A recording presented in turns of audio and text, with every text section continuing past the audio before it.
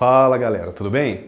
Sou o professor Roberto Falcioni, professor de História, e em nome da Saia Digital, sejam todos bem-vindos para mais uma aula de História, agora na segunda série. Nosso tema vai ser Revoluções Liberais no século XIX. Vocês vão estar comigo aí em 8 aulas, 8 capítulos e, poxa vida, desejo um bom estudo a todos nós, né? Com muita fé, muito foco, em pensamento positivo, né? Para que possamos passar por esse momento tão difícil, tão delicado, nessa pandemia mundial aí. A gente brinca até que não é muito brincadeira, né? Mas a gente nunca, como historiador, me senti tão seguro de estar vivendo um momento histórico que estará nos livros de história, assim como a peste negra está, a gripe espanhola esteve, e provavelmente o Covid-19, infelizmente, estará nos livros de história, marcando um momento de contexto mundial e de impactos econômico, político. Estamos aí para viver um momento histórico assim que irá transformar o mundo, e claro que eu, como pessoa, torço para que saímos dessa como pessoas melhores, como bons seres humanos, ok? Vamos lá, nosso primeiro tema então, Revolução Liberal, século XIX.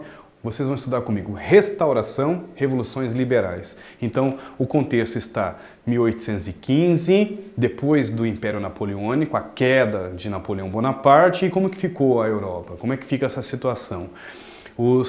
Principalmente as coroas europeias montam o Congresso de Viena, organizam a chamada Santa Aliança para tentar garantir o seu poder, para tentar restabelecer o equilíbrio, né, o que eles chamam de equilíbrio das forças, né, dos estamentos, dos nobres, garantia o poder dos nobres inclusive, e podemos colocar nessa restauração, os nobres tentando reorganizar o mapa como estava antes de Napoleão Bonaparte, porque Napoleão desmonta todas as coroas e destaque inclusive para os reis portugueses que acabaram, o príncipe Dom João acaba vindo com a sua comitiva, mais de 15 mil nobres para o Brasil.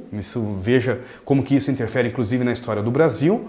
Nós temos 3 pontos aqui. Primeira, tentativa de retorno ao antigo regime, os reis europeus novamente no poder, ao ignorar as conquistas, mudança obtida a partir da Revolução Francesa, na era napoleônica, quebra os privilégios dos nobres, restauração das dinastias, depostas Napoleão, quando Napoleão derrubou essas dinastias, eles querem restabelecer a prática do poder e eles chamam de restabelecer o equilíbrio. Movimento antiliberal e antinacionalista, é claro que esse grupo do antigo regime, esses nobres, apontam o movimento liberal, as ideias iluministas, todo o movimento da Revolução Francesa como responsável por essa transformação aí. Então é uma reação de restauradora com uma resposta contra a difusão do liberalismo. O liberalismo, a ideia de liberdade política é colocada, que principalmente acaba se consolidando na Revolução Francesa, que é a grande difusor das ideias liberais, inclusive iluministas. Essa ideia da restauração é impedir o avanço liberalismo. Então eles são antiliberalistas, né? Antiliberalismo, restauração foi um contra-ataque ao liberalismo, que era uma concepção de mundo ligada à burguesia. Ideologia de restauração, legitimidade, responsabilidade e equilíbrio. O professor Roberto está falando muito sobre o equilíbrio. Legitimidade do antigo regime seria a legitimidade monárquica, que coloca o rei e os nobres como responsabilidade do poder político. E nós temos a Santa Aliança, né? O Tratado de Paris, 1814, que reduzia a França às fronteiras antigas. A ideia é retornar como que era organizado os mapas europeus, né? Dos reinos, das coroas europeias, e a Santa Aliança. O que seria uma espécie de Santa Aliança? É uma ordem internacional, né? Uma espécie de acordo, né? Firmada entre os principais reinos, né?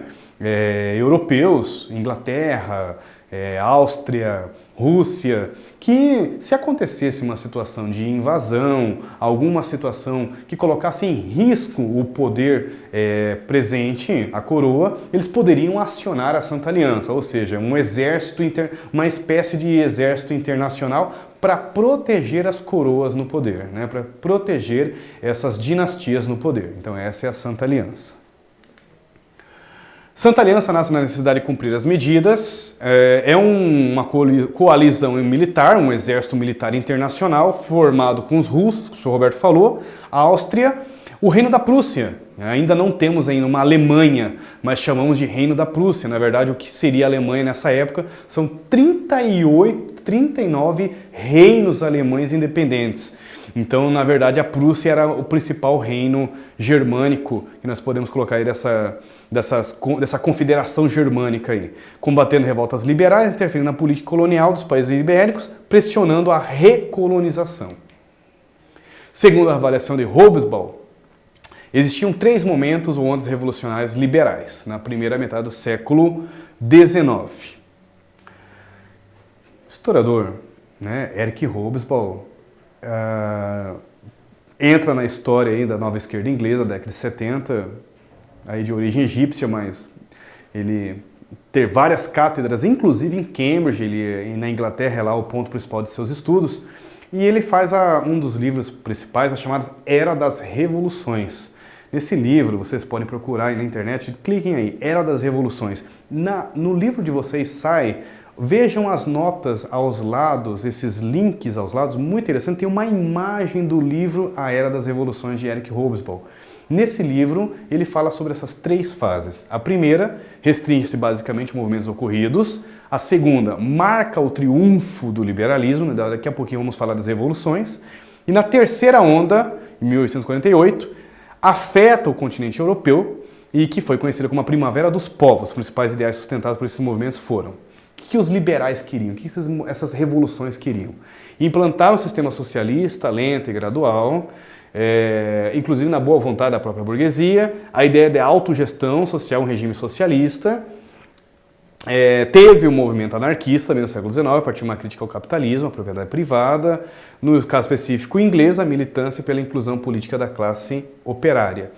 Então, essas ondas revolucionárias, entendam o termo revolução como uma grande transformação. Poxa, e o século XIX é um caldeirão de transformações e de ideias que vocês vão estudar daqui a pouco comigo, essas ideias principalmente ligadas aí.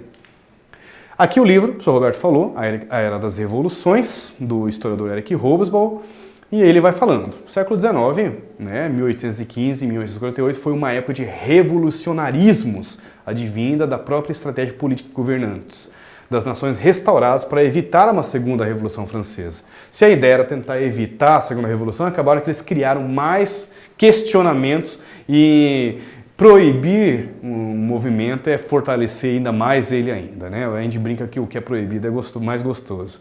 Após a ampla divulgação do pensamento iluminista, da necessidade de cientificidade na avaliação da sociedade e principalmente do crescimento da força econômica e política da burguesia liberal, seria difícil retomar a antiga ordem, vista que os povos já vislumbravam a limitação do poder do Estado e reclamavam por interferência nas decisões. Vamos fazer essa atividade junto comigo aqui? Leia o texto e responda as questões propostas.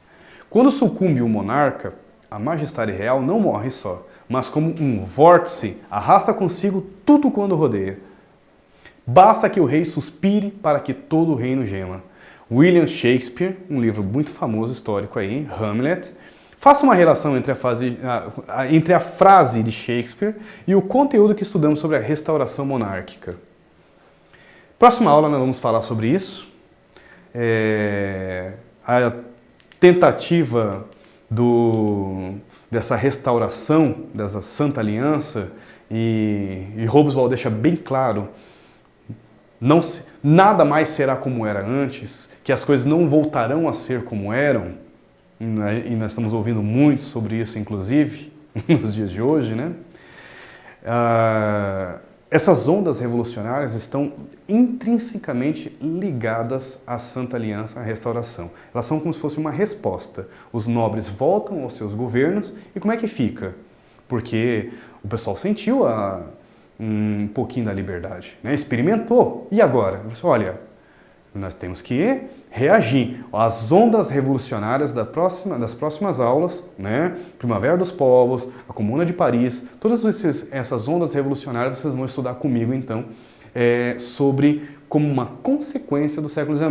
Inclusive os movimentos socialistas, o comunismo, o científico, o socialismo utópico, o anarquismo, são resultados, são uma resposta dessa sociedade que está vinda. O liberalismo, as ideias burguesas, é uma resposta contra esta restauração, contra essa sociedade que estavam tentando novamente retomar da época, né, do antigo regime.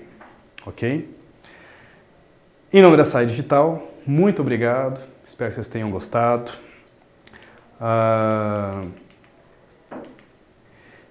Até a próxima aula. Bom estudo para vocês aí, meninos. Pensamento positivo. Valeu. Até a próxima.